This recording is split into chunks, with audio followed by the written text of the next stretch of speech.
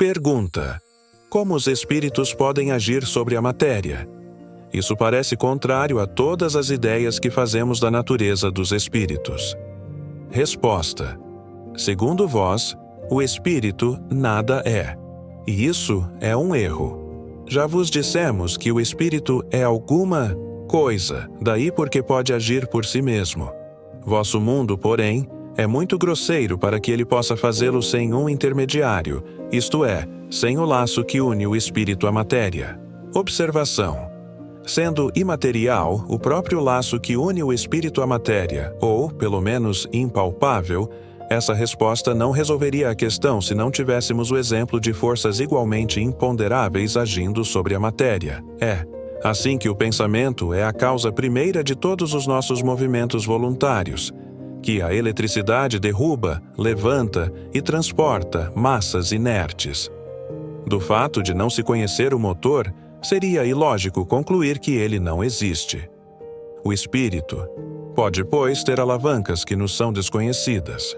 A natureza prova diariamente que o seu poder não se detém no testemunho dos sentidos.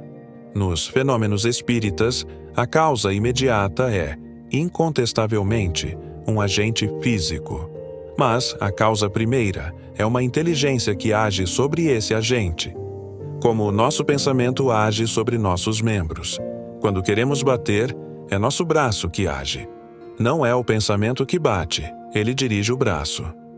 Pergunta: entre os espíritos que produzem efeitos materiais, os que se chamam de batedores formam uma categoria especial ou são os mesmos que produzem os movimentos e os ruídos? Resposta: o mesmo espírito certamente pode produzir efeitos muito diversos. Mas há os que se ocupam mais particularmente de certas coisas, como entre vós tendes os ferreiros e os que fazem trabalhos pesados.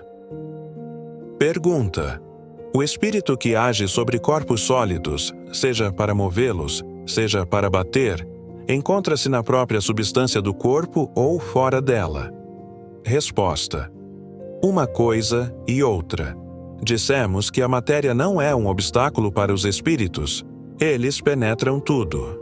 Pergunta: as manifestações materiais, tais como os ruídos, o movimento dos objetos e todos esses fenômenos que nos apraz provocar frequentemente, são produzidos indistintamente pelos espíritos superiores e inferiores? Resposta: apenas os espíritos inferiores se ocupam dessas coisas. Por vezes, os espíritos superiores servem-se deles, como farias com um carregador, a fim de levar a escutá-los. Podeis crer que os espíritos de uma ordem superior estejam as vossas. Ordens para vos divertir com pasquinadas? É como se perguntasseis se, em vosso mundo, são os homens sábios e sérios que fazem os papéis de malabaristas e bufões. Observação: os espíritos que se revelam por efeitos materiais são, em geral, de ordem inferior. Divertem ou espantam. Aqueles para quem os espetáculos visuais têm mais atrativos que o exercício da inteligência são, de alguma sorte, os saltimbancos do mundo espírita. Algumas vezes agem espontaneamente, outras vezes, por ordem dos espíritos superiores. Se as comunicações dos espíritos superiores oferecem um interesse mais sério, as manifestações físicas têm igualmente utilidade para o observador. Revelam-nos forças desconhecidas da natureza e nos oferecem o meio de estudar o caráter e, se assim nos podemos exprimir, os costumes de todas as classes da população espírita. Pergunta: como provar que o poder oculto que age nas manifestações espíritas está fora do homem? Não se poderia pensar que reside nele mesmo, isto é, que age sob o impulso de seu próprio espírito? Resposta: quando uma coisa é feita contra a tua vontade e o teu desejo, é claro que não és tu quem a produz. Porém, frequentemente, és a alavanca de que se serve o espírito para agir, e tua vontade lhe vem em auxílio. Pode ser um instrumento mais ou menos cômodo para ele. Observação: é sobretudo nas comunicações inteligentes que a intervenção de um poder estranho torna-se patente. Quando essas comunicações são espontâneas e estão fora do nosso pensamento e controle. Quando respondem a perguntas cuja solução é ignorada pelos assistentes, faz-se necessário procurar sua causa fora de nós. Isso se torna evidente para quem quer que observe os fatos com atenção e perseverança. Os matizes de detalhes escapam ao observador superficial. Pergunta: todos os espíritos são capazes de dar manifestações inteligentes? Resposta: sim, visto que todos são inteligentes, porém, como os há de todos os graus, tal qual ocorre. Entre vós, uns dizem coisas insignificantes ou estúpidas, outros coisas sensatas. Pergunta: todos os espíritos estão aptos a compreender as perguntas que se lhes fazem? Resposta: não.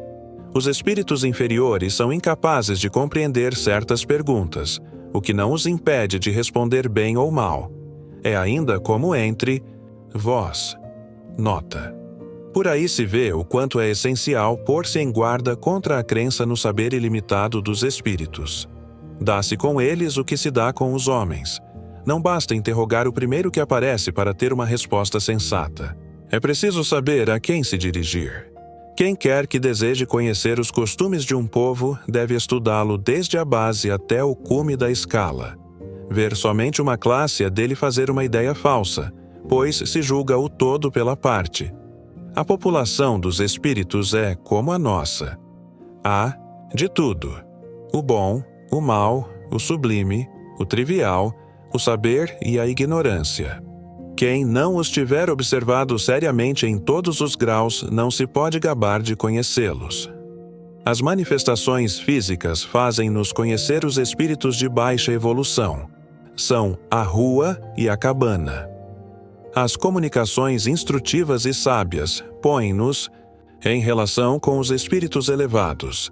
São a elite da sociedade, o castelo e o instituto. Zeitsiru.